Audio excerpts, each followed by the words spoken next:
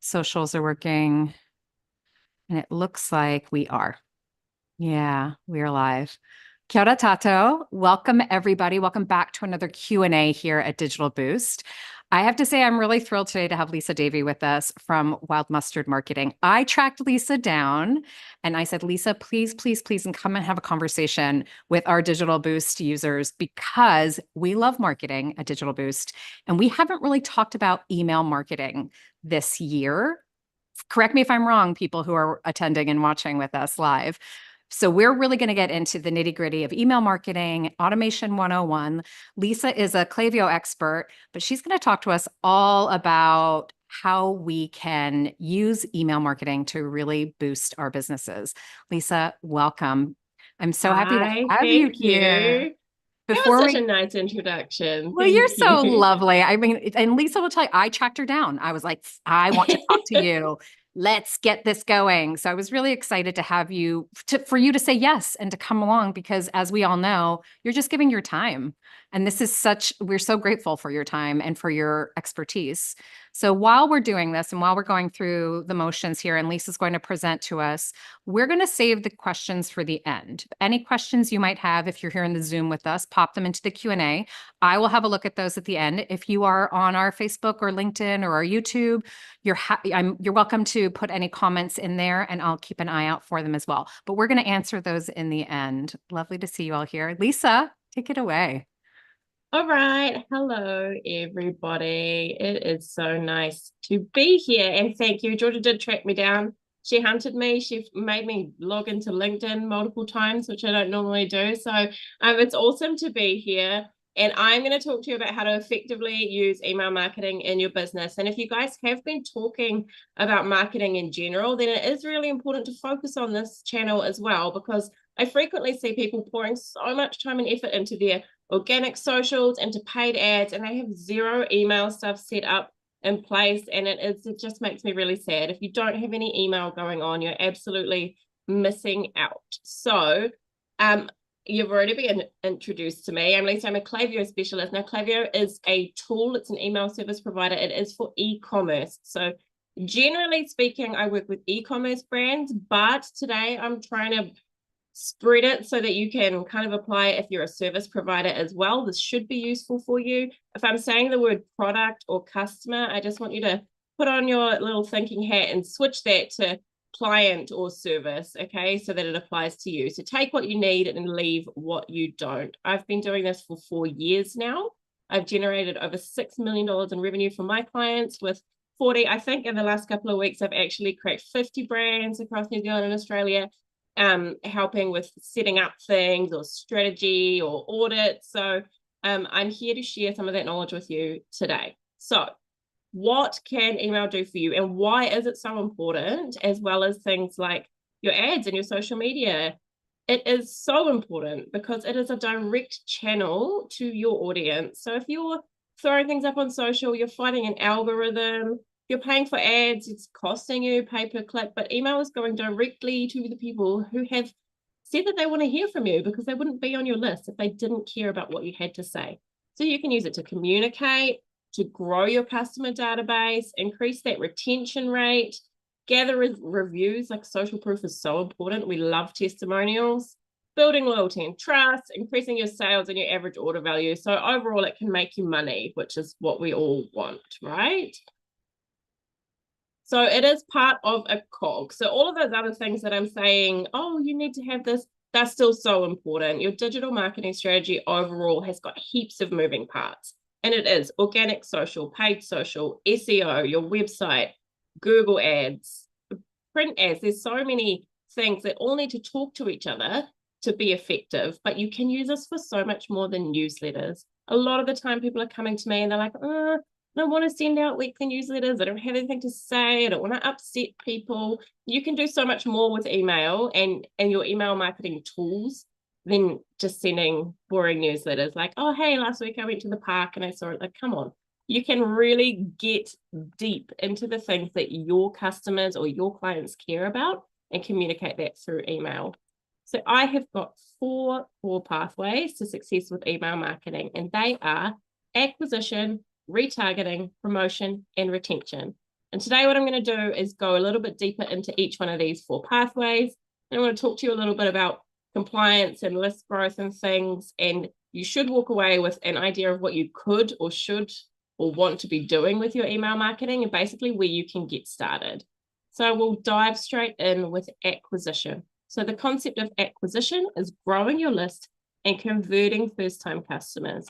So this applies whether you are selling a product or a service. You want to get people on this database so that you can convince them to buy from you or book with you. There's a bunch of things to think about. So it is so much more than just chucking a sign-up form on your site, although you do need that, and I'll get into that in a second. But you need to think about things like, where is my traffic coming from? How are people finding me? How can I convince them to get onto this email list? How can I then convince them to purchase from me or book with me? So you can have this amazing business, this amazing product, this amazing idea, but you need to really think about how you're putting that in front of people. If people don't know you're there, you can't get them onto the list, and you can't use email to then sell to them more, right? So you can do this with the things I've talked about a couple of times already, ads and socials.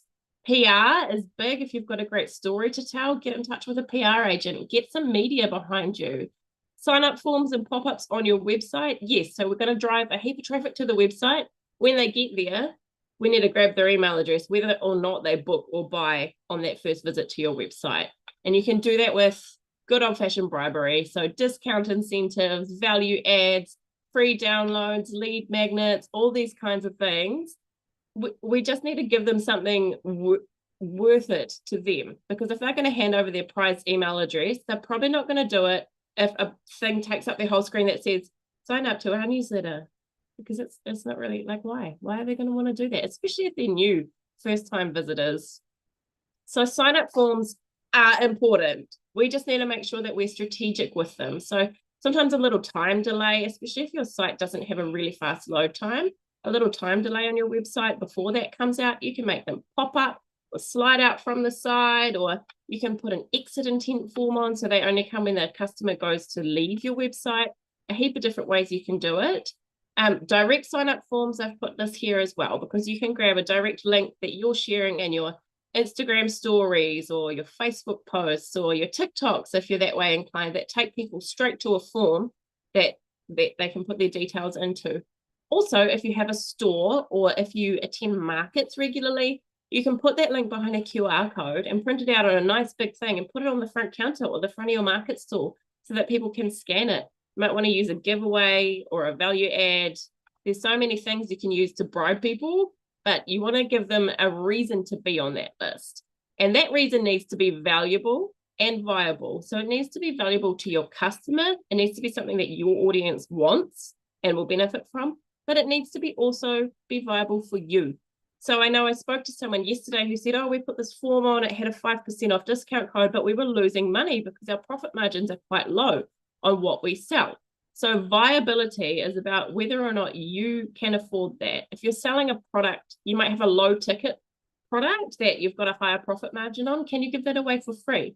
If you're booking a service, think about the one that has the highest profit margin, and maybe you can put a discount on that, or maybe you can give that away for free. Maybe you can make it a competition. So every month we're going to give away one 90-minute massage, if that's your industry. And people make it something that people are going to want, because they're not just going to sign up if you say, join our mailing list, sign up for our newsletter. They need a reason to be there. Okay, and that is acquisition. So that's how we get them in. And once they're in, we're going to use flows to read automations to retarget them and convince them to book or buy from us. So that's where we come into retargeting. We're talking about capturing lost sales opportunities and encouraging repeat purchases. So lost sales opportunities, if you're looking at your website, these are your bouncers. They add to cart, they leave, they come, they have a scroll around, they leave, they haven't booked anything, they haven't filled out a contact form. What are we missing? Why are they not converting immediately? Because you know you've got this amazing thing that everybody needs in their lives. So how are we getting that message across?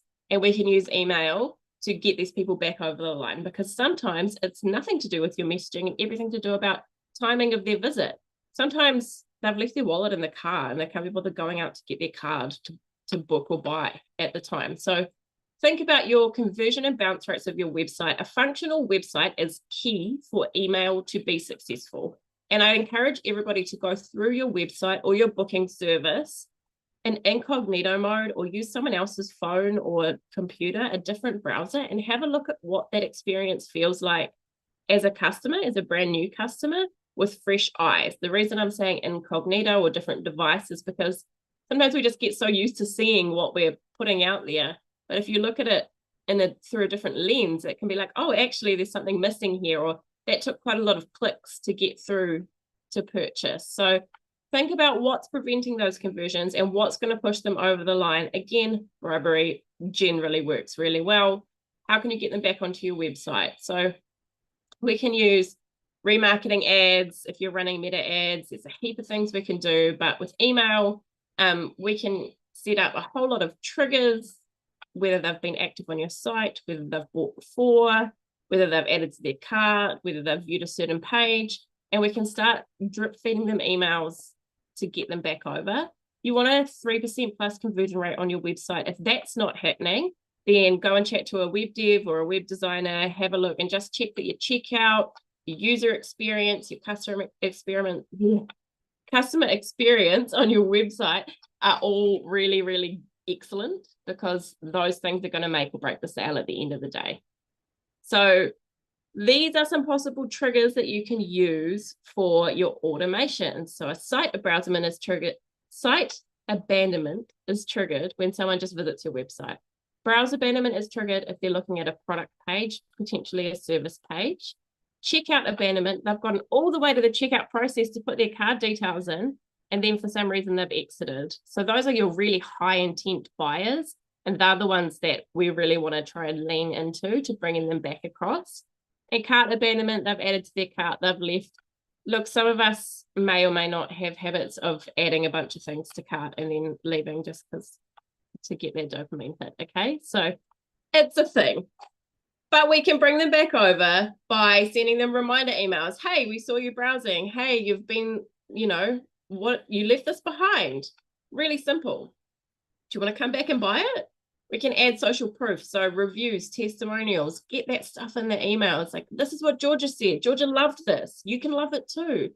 Bribery again, offer an incentive. Hey, if you come back now, you'll get 10% off if you book or buy now within the next 24 hours. You've got so many options of what you can do, and it will be different depending on what your business is and what your offer is, as to what your customer will like what will work for them. Some people want a product discount. Some people want freebies. It's really going to be, you need to know your brand. I don't know your brand. You do. But these kind of automations are just revenue generating machines. They will make you money while you sleep. And if you've got nothing like this set up, you're definitely missing out on a few dollars. So I'd encourage you to go and explore whatever email marketing tool you're using and see what options you have to get something in place to start bringing this money back into your bank account. Lisa, I have to say, that is a really good point to make. I think about when I'm getting my dopamine hits in the middle of the night and abandoning my cart, if it shows up the next day and it's like, hey, remember you were looking at this lovely item. I'm like, oh, yeah, I still like that lovely item. I think I will purchase. And as a business owner, you're not doing anything. It's automated. Like the machine is doing it for you. So I love that. It's a really, really good point to make and to hit home. So thank you for that. 100%. And it doesn't always need to have that bribery, that incentive in that first touch point. Sometimes just a reminder is enough. I've got multiple clients who we don't have any discount incentive in these automations, and they still continue to convert day after day, bringing in money. So, if we're doom scrolling and we click an ad and we add some stuff to cart, actually, if you come back to us the next day, we're going to be like, oh yeah, okay then, go on. Yeah. Definitely worth exploring. So promotion. Now this one is generally where I get the most questions, because now we are talking about newsletters. We're talking about in Klaviyo, the tool that I use, they're called campaigns. I know that if you're using MailChimp, a campaign means something else. There's a little bit of confusion there. You can call it whatever you like, but we're talking about sending promotional emails. So not always automated, but often automated. So showcasing your offers, your launches, maybe you're launching a new product or a new service, whatever you've got that you want to push out there and sell more of. you want to get that straight into the inbox. So think about what you're trying to achieve. Are you trying to educate? Are you trying to sell? Are you trying to grow something? You're trying to get signups for something? And think about who's going to be interested in it, because there's a high chance that your entire list, say you've got a database of 2,000, 5,000, 10,000 people, probably not all of them are interested in the same product or service, unless you've only got one or two products or services, then it's a little bit different. But audience segmentation is really key here. So a fashion brand who sells a bunch, jeans, tops, jackets, maybe I only come to you for jeans. I buy my tops and jackets somewhere else. So if you've got a new jacket, I don't care. I only want your denim. If you sell a service, I do email marketing. I've got a few different offers. I've got done for you, done with you, or audits. And the people who come to me for audits don't generally want some done for you services. They've got someone in place to do that. So they don't care about my lower ticket offers or my really high ticket done for you offers. They only want to know about the stuff that's going to help them identify the gaps in what they're providing. So think about who's going to be interested in it, and think about what they need to know and what messaging you should be using. I cannot say this enough. People are so lazy, and people's comprehension skills are so poor. And it sounds a little bit mean. I'm a people, but we really want to achieve the goal in as few clicks as possible. It needs to be crystal clear. If they need to use a discount code to get this promotion, you need to tell them, and you need to tell them in plain English.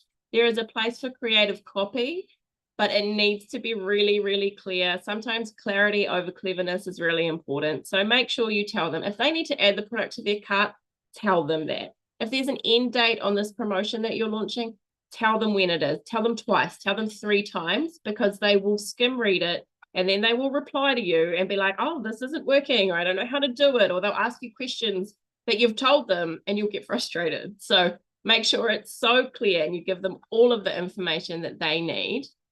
But every email needs a goal. So you'll see a lot of us emailing people out here saying, oh, you should be sending emails. And so you might start sending emails just because you know that you should be. But if you've got no goal or no real strategy behind them, they're not going to land, and they're probably going to do more harm than good. So don't just send emails for the sake of it. Make sure you've got something that you are trying to achieve and you're sending it out to the right people. I've got a little note here that says stay compliant with spam regulations, and I'm going to get into that a little bit more soon. But don't buy email lists. Please, for the love of Pete, do not buy email lists. Don't send to people who haven't given you their consent to send to them.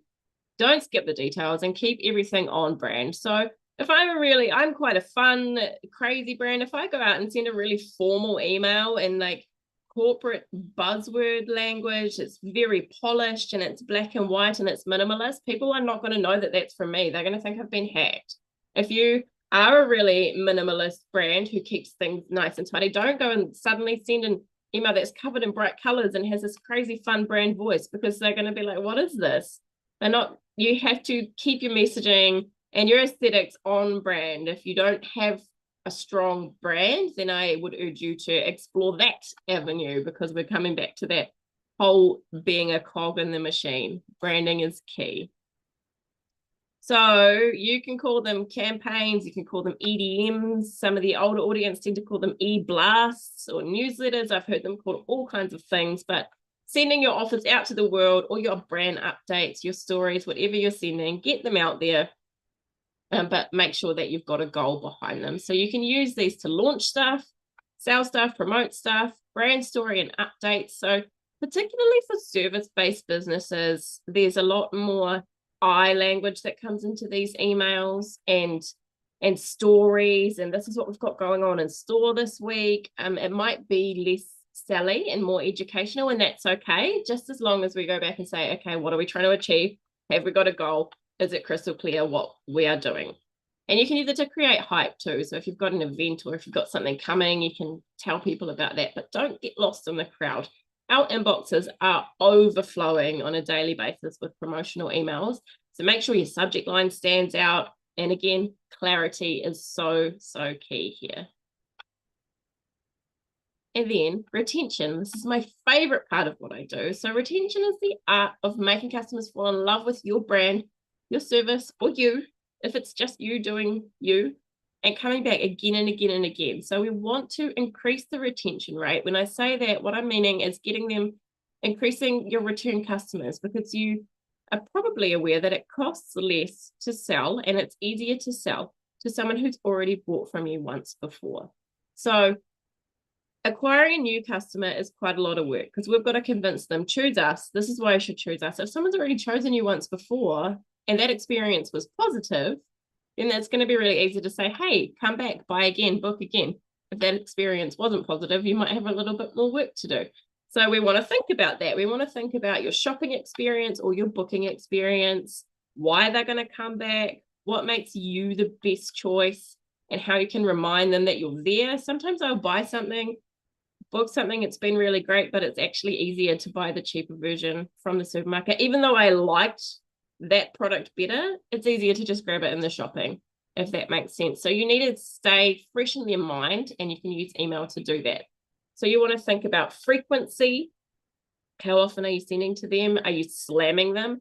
And this one, particularly for e-commerce, think about your post-purchase email experience. So a common problem that I see is you buy the product. Say I buy this candle here that I've got on my desk, and then I get an order confirmation email, and then I potentially get an order fulfilled confirmation email, and then I get your order has been shipped email, and then I get a post-purchase thank you for choosing us email from the brand. And then they've got a Starship It New Zealand Post app plugged into their website, which also emails me your order has been shipped. Yes, so I've got tracking details twice now. And then I get your order is out for delivery from the shipping thing. And then I get the brand asking me to review the product, and potentially hasn't even turned up yet, because we know that our couriers are not really that good at their jobs all the time. Sometimes we got to wait. So now I've got 8 emails. It's been 24 hours. The product's still not on my doorstep. And that's not a nice experience for me. Immediately, I'm like, I'm going to unsubscribe. This is too much. I don't really have anything nice to say here. So think about that. If you've got other apps plugged in for shipping confirmations, just check that you're not also sending them from your website. Check the timing of your post-purchase emails, that you've got your automated post-purchase emails that you've got in place. And just have a think about how many are going out at once and how that might feel at the customer end. And this is when I said before, go through and make a purchase on your website. Set yourself up a 100% off discount code, click fulfill, pretend to ship yourself something, or ship yourself something if you want, and just see what happens. Because that overall experience can really affect your retention rate. I have to say, sorry to interrupt, but I have to say, no, you're good. I'm vibing with everything you're saying as far as that goes. Like, I know I love when I buy something and they're like, it's shipped, it's coming to you. And then I'm like, great. And I know the tracking's in there. I can go back every day, every 10 minutes if I want, and see how far along it is. But if I'm getting a million emails and I'm like, okay, fine. All right, great. New Zealand Post, I get it. Like, I totally understand what you mean. It's intense. It's a lot. Yeah, it does. And it doubles up. We quite often see double up. So just, make sure that you're having a look at what that looks like. If you're a service provider, this probably doesn't apply to you at all, but maybe it does. Maybe if they've booked something, and there's if you're using a booking system, like I use Calendly, sometimes Calendly sends an automation, but also Zoom or Gmail might also send a follow-up reminder. So it can apply to all of us. So just double check that you're not really hammering people with confirmation emails, because it gets overwhelming really fast. Yeah, and we can point. automate a bunch of this stuff. We just need to make sure that the messaging is on, like I was saying before. So benefits, values, and feelings over features, right? Feelings are really key. Lean into emotion with email. You are going to feel amazing after you've booked this massage service with me. You are going to look fantastic in these jeans. Your skin is going to be glowing. You'll be the envy of all your friends. You'll have confidence. Lean into feelings rather than your skin is going to be hydrated, or your legs will be warm in these jeans, or these jeans are made of 100% bamboo. Lean into how it's going to make them feel, the dream outcome. And segment. So not everyone is going to want to receive this stuff all the time. Post-purchase, particularly in terms of automations, segmentation is really cool, because what we can do is we can segment these automations based on what the customer has purchased. So if I bought a moisturizer from your skincare brand, You can have a tailored email that comes out and tells me the best way to use it. But if I bought a cleanser, that email might look different. There's going to be different information in there for me. If I booked a massage, you're going to tell me, okay, before you come to this appointment, or after you leave this appointment, you're going to need to drink heaps of water for 24 hours. But if I booked a facial, you might give me some different information. So you can segment based on what they're buying. I'm just going to yell at my dog really quickly. Just excuse me. She's trying to rip a bandage off her foot. Wait, cut it out. Sorry about it. So we can also use the post-purchase experience to upsell. So replenishment reminders, if you are selling a product and it's consumable, and you know that the average time between orders is 30 days, at 21 days, start emailing them and telling them to buy now before they run out. If you have sold something that is often paired with something else, you can upsell that something else. If you've booked a service, and, you know, if you're selling a service, like I'm using massage a lot, so I'll just roll with that. You know that someone generally comes back every few weeks. We're going to remind them, hey, you want another massage this week? Here's our available appointment times. Make it really easy for them to come back through and book. Take a look at this guy. We want everyone to be him. I have a shirt, I don't need another shirt, right? And people are so impulsive. People buy, people love spending money, they love booking things, they love treating themselves. If we lean into that emotion, we can easily convince them to keep coming back to us. And email does a better job of it than social media because it's going directly to them. It's targeted to how they've behaved in the past, and it will just keep them coming back. Loyalty programs is another one. You can give people points for buying or booking stuff, then they can redeem those points later. There might be a referral thing that you can use. Depends on your service, your product, your website.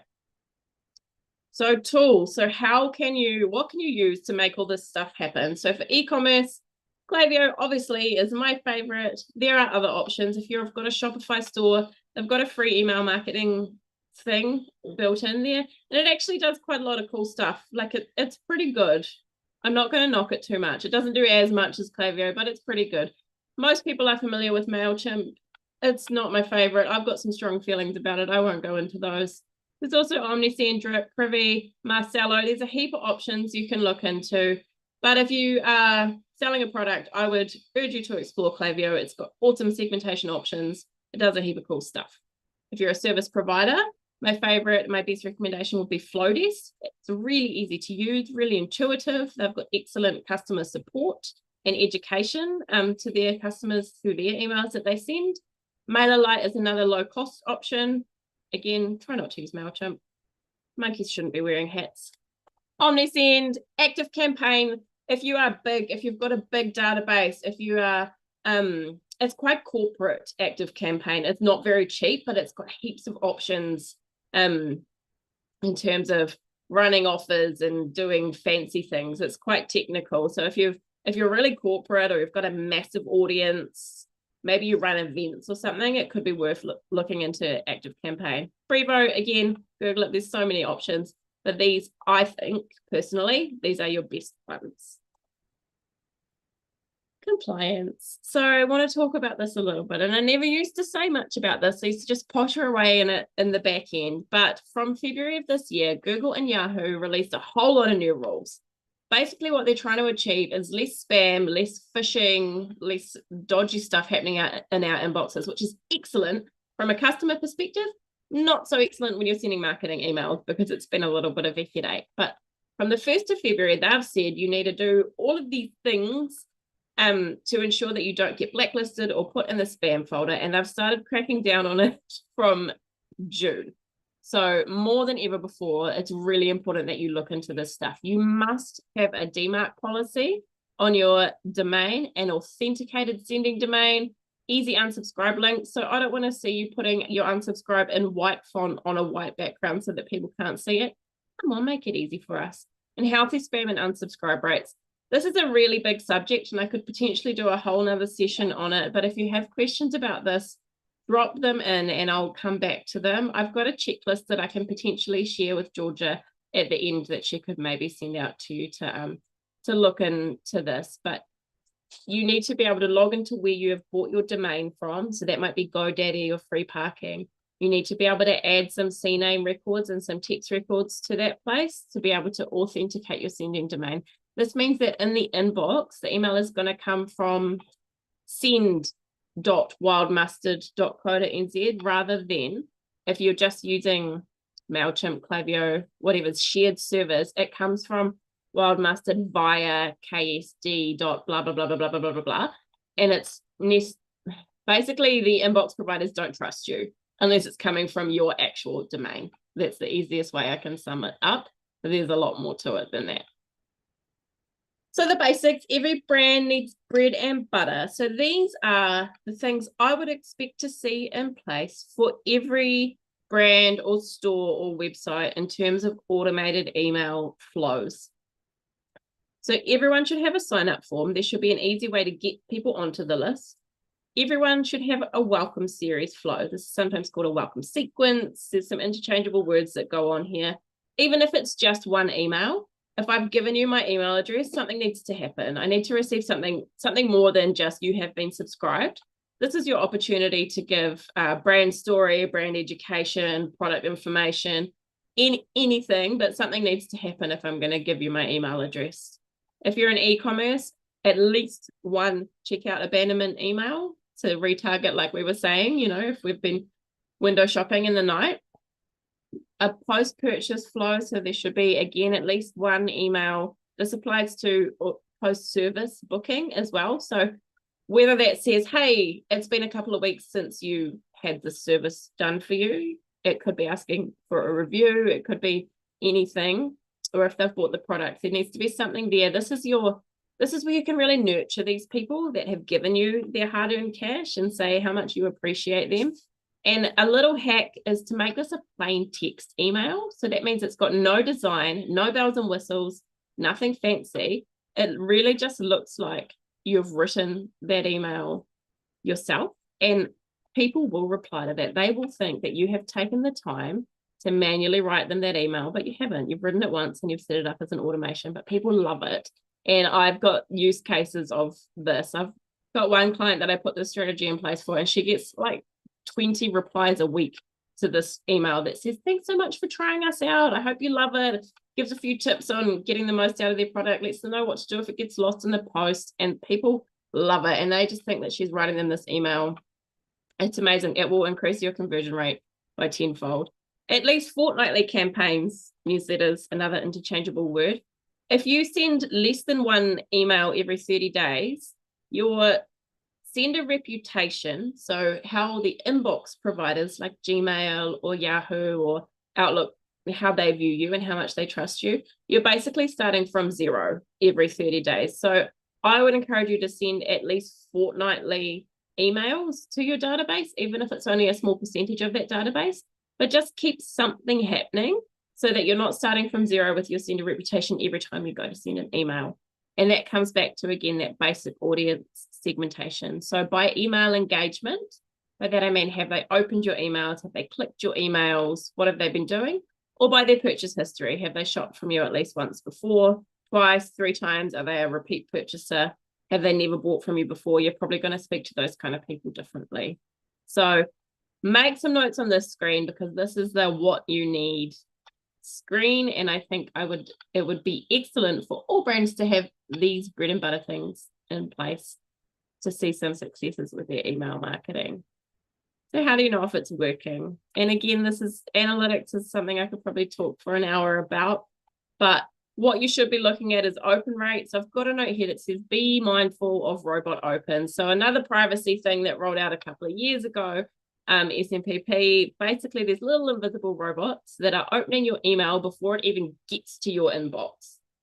And they are looking, again, for spam, phishing, spoofing, all that kind of stuff. So what we see as a result of this is inflated open rates. So if your open rates are consistently sitting at 80 or 90%, chances are that's probably not accurate.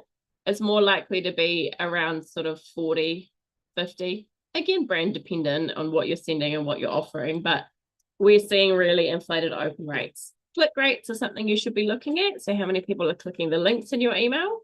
In the last 3 weeks, we're now also seeing inflated click rates from bot clicks, which is making my life really hard. But most email service providers have a way that you can filter and see what's a real click and what's a robot click. Same with opens. And they do their best to keep on top of it. So that's a bit of a watch this space. Conversion by purchase. This attribution settings note here is a Klaviyo specific note. I'm not 100% sure how it works with other providers, but sometimes in your settings, you can have a look at the window of time that the email service provider is considering a click from their email to be a conversion. So by default, it's usually around 16 hours. Sometimes it gets blown out, or sometimes it's really small. But basically, what they do is they say, okay, this person clicked this email and then they made a purchase. And if it's within that 16-hour window, they're going to attribute that purchase to the email. So have a look in your settings, because I've seen cases where someone's had their email set up for them and that window has been blown out to 30 days. And there's no way that if I clicked your email on the 1st and made a purchase on the 21st, that email can claim that sale. Chances are I've seen an ad or something like it's just too much. And we have to be careful with that as well, because everyone wants to claim the sale. Facebook will try and claim the sale. Google will try and claim the sale, Instagram ads. So there's a little bit of a battle for attribution, but it's still worth looking into. The other things you need to be mindful of are your spam and unsubscribe and your bounce rates. You need to keep those as low as possible. If those are spiking, you've probably got a problem and you need to change something. So that is all of the information that I've probably overloaded you with. If you're wanting to work with me, I do account setups and optimization so I can migrate you to Klaviyo. This is all Klaviyo specific work, but I can build your flows, your automations. I can take your work and put it into place for you. I do audits and reviews, and I do have one-on-one support and consultancy offers available. Also, you can have a 90-minute action session where we can unbreak something that you've broken, solve a problem, make a plan. And if you're wanting to learn how to put into place all of the what's that I just gave you, I've just launched a membership. Doors are only open for 7 days. So if you're wanting to get in to my little community and pick my brain without having to go through the rigmarole of booking a call and getting on a wait list, and you want to keep DIY in your emails, you're an e-commerce store owner, you're using, or you want to move to Klaviyo, then definitely jump over to my website and have a look at the source, because it is a great opportunity for the DIYers to get in and learn how to do some stuff. That is amazing, Lisa. Yeah. And thank you. And thank you for offering and letting everybody know what you offer and how they can work with you. Because I know with a lot of these sessions that we do, we get really excited. We absorb all the information. And then, I don't know, tomorrow, if I sit down to do my emails, it's so overwhelming. It gets overwhelming. And so it's so lovely to know that there are people like you out there that we can reach out to if we need that help. So thank you for that. We do have some questions that have come through as we were going. I held them off a bit. So all of you that have been waiting patiently, here we go. So Stephanie was asking, well, first she said, great presentation, which it is. You're correct, Stephanie. If you want to purchase something online, I will always abandon the cart knowing I will get emailed an offer that is better than buying. Is there something someone could put at the cart stage to stop people like me leaving and actually going ahead? Yes, absolutely. So you're not the only one who does that. And that is why when I'm building things, I won't put that offer in until the 3rd email. So at least. So I generally put 3 in place. The first one's a reminder. The second one has some testimonials. By then, people like you are often like, oh, there's not an offer coming. Okay, I'll just buy. And then the third one, you can split it over cart value as well. But yes, I'm unsure about, I don't know what email platform you're using, but with Klaviyo, we can put a little form that triggers at the cart page, and we can trigger it based on the value of the cart or what products are in the cart. I've got a client right now running a massive promotion, but you have to spend $75 to get this free mystery gift with this promotion. So what I've done for her is put a little form on the checkout page that slides out. It only shows to people who've got less than $75 worth of product in their cart. It says, hey, you can only get the mystery gift if you spend $75. Click here to keep shopping. So you can tailor those kind of forms absolutely and achieve stuff. Exit intent forms. There's a heap of things. If you're using Shopify, there's also a bunch of upsell apps that you can put on the checkout page. But yeah, we don't mind you doing that because you're getting on the email list and you're starting to open our emails looking for those discounts. So if you do get one and that converts you and that's viable for that business, then that's okay. But yeah, there are definitely loopholes around that. I hope that answered that. Yeah, thank you. Lisa, could you share some thoughts or ideas for email marketing for a business that sells to the likes of businesses, distributors, wholesale? No sales on the website, informative, and offers subscription, which you covered. What could that business email marketing to the paying customers, these businesses, look like? Do you see that question? I'm just trying to open it because it was a lot of Yeah, so I words. guess it's like B2B. It's a B2B Yeah. business. Um, so what could Yeah, business so email I marketing? guess like you've said it's informative, so heaps of information, like if you are, I don't know what you are selling to these wholesalers or these distributors. I'm assuming it's a product. So you can give product information. You can give them things like product care information that they can then share with their direct customers. You can give them updates if you're bringing new things in place. Obviously, a lot of this automation, if they're not buying through the website, I assume they have to send you an email, to put in a bulk order. So automation, there's probably not a huge amount you can put in place. Potentially, you can have a welcome. You could still have a sign up form with a welcome email for people who might be interested in becoming one of your distributors or wholesalers. So I can say, oh, if you're interested, put your email here. You can automate that. This is what happens if you become one of our resellers, and give them product information there. But in terms of your newsletters, just keep it lighthearted and informative. And it's the goal there is really just to keep fresh in their minds. So reminding them to check their stock levels, asking them if they need to reorder, and things like that. I've got quite a few clients who wholesale as well as have some D2C options, and usually what we put in those kind of emails are just checking your stock levels, product care information, things that they can share with their direct customers, and just reminders to put orders in. So Yeah, hopefully that answered that one. yeah, thank you. Do you have thoughts on Campaign Monitor for email automation? We are not an e-commerce business. I haven't used it. Like I can't give you too many thoughts on that. I'm familiar with it. I know what it is. I think it does an okay job, but I don't have any really direct insight on that one. Sorry. No, all good. What is a healthy spam rate? You need your spam rate to be below 0.10%. Oh my God. Let me write So that one down. Below?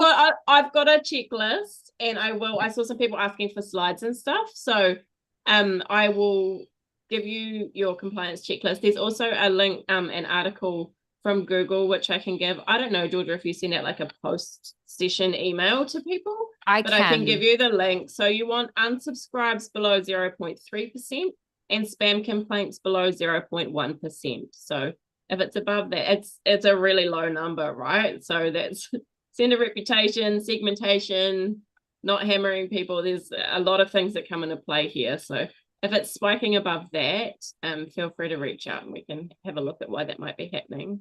Fantastic. Thank you. Love your website banner photo and text. Actually, the best I've seen. Just a comment. Thank There you, you Steph. go. That's amazing. Thanks, Steph. Hello, Lisa. That was an awesome presentation. Can you give me some insights on a business in the education sector? We are a small private institution selling certificates and diplomas. What could be the abandoned cart in this case? Have you used Dynamic 365? It's really specific. No, I haven't used Dynamic 365, so I can't speak on that one. Anonymous, can you just give me a follow-up piece of information there? You're selling certificates and diplomas. Do people buy those on your website? Like you have a cart there? So I come along, I say, okay, yes, I want to learn how to, I don't know what you do, how to do no, I want to learn how to be an email marketer. I want to do this certification. Do I buy that? And then if you can just give me some follow-up, it would be a little bit easier to answer that question. But generally, if we come back into that conversation about emotion and benefits and values of your product. So what can they achieve once they have the certification or this diploma? How is it going to change their life? You know, I can go to WinTech and get a certification or a diploma. Polytech, they all have different names, don't they? I could go to uni. There's HubSpot have a heap of certifications and diplomas. There are loads of options. So depending what industry, you said education, that's broad also. I've got an education degree. I went to New Zealand Teachers College to get it. So why did I choose them versus Open Polytechnic or a university? You need to just really think about what makes you different, what separates you from the others, you know. And I would say lean into the things they can achieve once they've got that. So a cart abandonment, you can say like, oh, you left this behind. Are you sure you want to do that? Always start with a reminder. Are you sure you don't want to move forward with this? And then I'd be taking, I imagine you've probably got some pretty in-depth testimonials in an industry like that. I'd be putting those in those emails. Like, this is the career that Georgia has now that she completed this. And yeah, if you can talk about money, people like that. If you can tell them that they've got more opportunity to make money, that usually hits well as well. So hopefully that covered it. Yeah, great. And if it didn't, just, keep asking Yeah, questions. just We've drop got another time. question if I missed something there. I Yeah. laughed when I saw Allison's question came through here because I knew that I was going to get asked this one. Well, let me read it out loud. Who are watching the recording. So Allison is asking just a quick one. Why do you not like MailChimp? I have not had a great time with it either, but keen to get your insight. Allison, we had a whole conversation about MailChimp before we even started. Lisa, take it away. Yeah, so listen, MailChimp, a lot of people jump straight towards MailChimp because it's been around for a really long time. It's probably, they've got a reputation because they were an early adopter of this service. So when we say email marketing, people think of MailChimp pretty quickly and they tend to just go there because they're like, oh, that's what you use, isn't it? But in my experience, it's not very intuitive or easy to use. It doesn't have great segmentation options or flow option for when you're building your automations. I find it really clunky.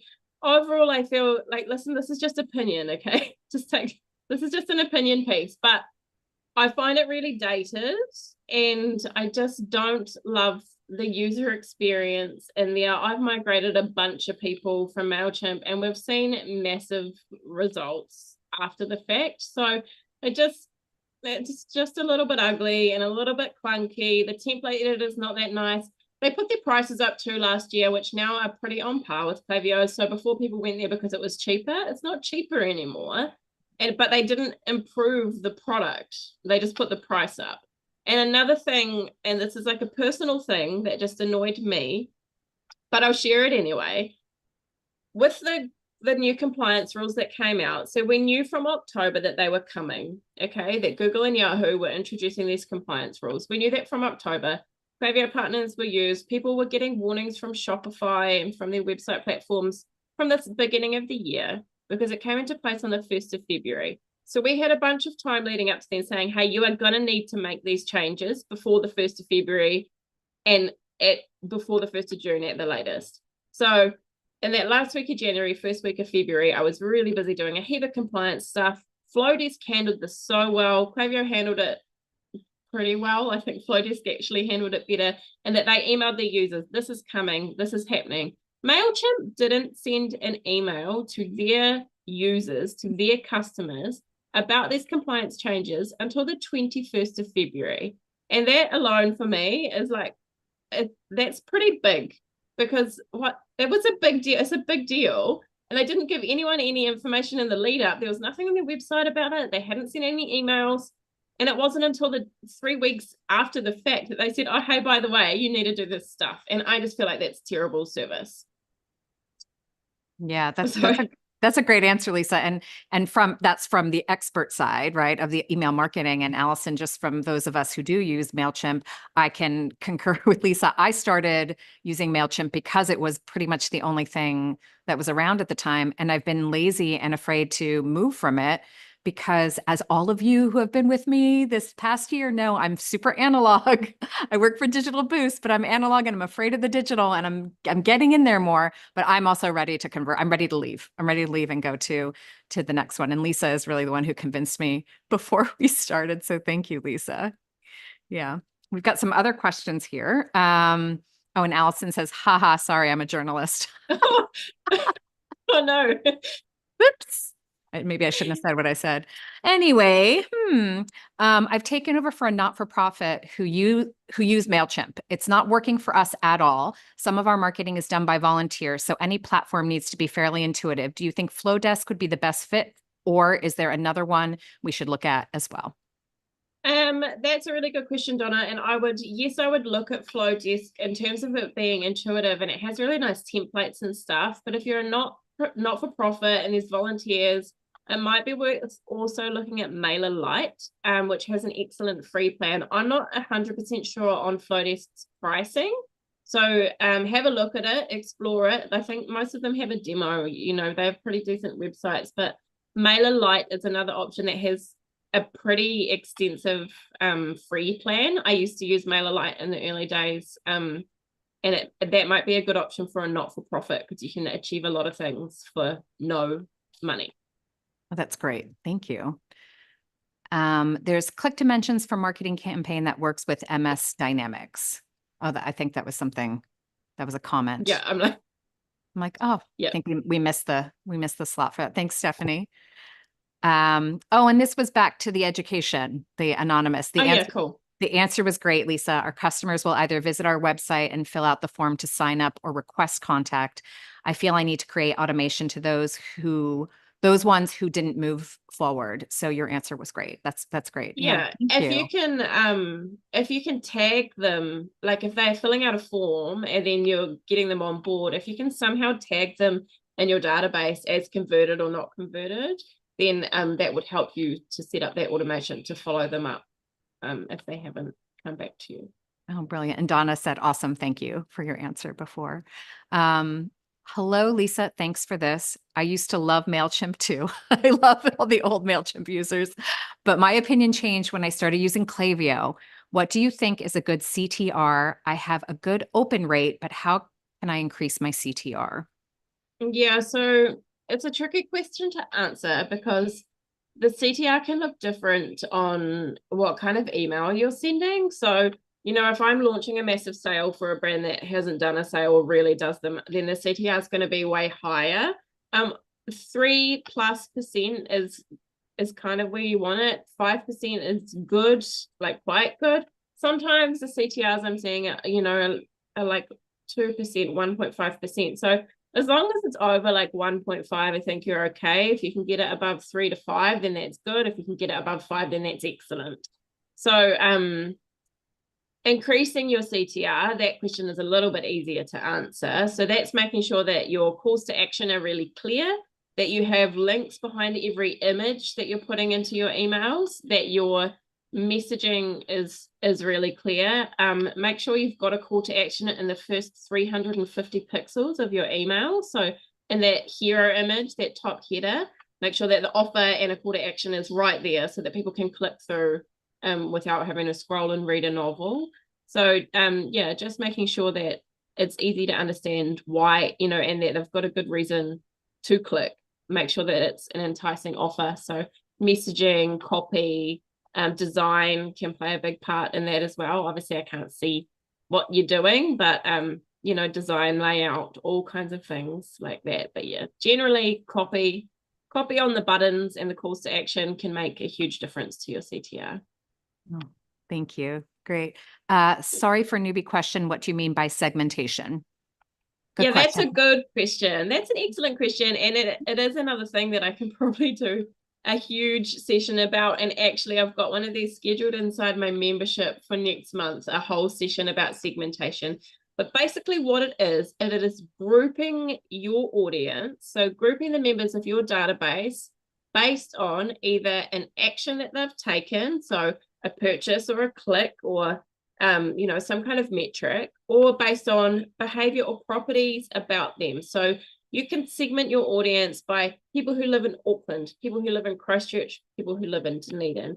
You can separate them by people who have purchased or not purchased. You can segment them by people who have opened and clicked your last 3 emails, or not opened or clicked any emails in the last 6 months. We probably don't want to send to them for a little while. So basically, you've got your database, and that's usually a list. So that's a static group of people who come, and then they'll go if they unsubscribe. And from that list, you can make segments or groups of that audience based on either behavior or properties. Hopefully Yeah, that answered that. yeah, and that is a really good question. There are no newbie questions. You know, I was thinking previously, I probably should have said CTR is click-through rate for anyone who's Yeah. listening later and it's like, what's a CTR? Thanks from Jeanette. Thank you, Jeanette, for that question. I read somewhere that having too many links and images is detrimental to our emails getting in people's main inbox. With Gmail, they tend to end in the promotion folder. What are your recommendations to go around that? I've got a controversial take on this. I don't think it's the end of the world if your emails land in the promotions folder. As a Gmail user myself, I don't want your promotional emails in my main inbox. That's my controversial take. So in terms of, I'll dial it back a little bit. So having too many links and images in your email, I've tested this pretty extensively, and I used to lean really, really hard into lowering the image rate and having heaps of text. But what I've found in the last 9 months, what are we now doing? Okay, 9 months. So because I started playing with this around Black Friday last year because everyone wanted really heavily image-based emails, and I was like, oh. I've seen no difference in deliverability. Sometimes your emails are going to there. I cannot. Here is a use case example for you. I'm on all my clients' email lists, and I have multiple email addresses. And a lot of the time, all of my email addresses are on my client's email list because I've been testing things and setting things up. And so on Sunday, I sent a launch email. It is promotional for a client. On my work email address, it landed in my promotions folder. In my personal email address, it landed in my main inbox. So it's actually really impossible to say, if someone's telling you that they can keep you entirely out of the spam folder or entirely out of the promotions folder, I would just be cautious with that advice, because it's not always possible and it's not always easy to predict. So those are 2 Gmail email addresses. One went to the inbox. So it depends on each subscriber's behavior. So if they're opening your emails every single time and clicking on them, then they're more likely to go into that person's main inbox. But my hot take is the promotions folder is not a bad thing. Sometimes we don't want all these salesy emails clogging up our main inbox. So, but my recommendation overall is test everything. The answer to every question is generally A/B test it or split test it. And what that means is you're sending 2 versions of a message and you're splitting that to 50% of your audience. So one half of them are going to see this link and button and image heavy email.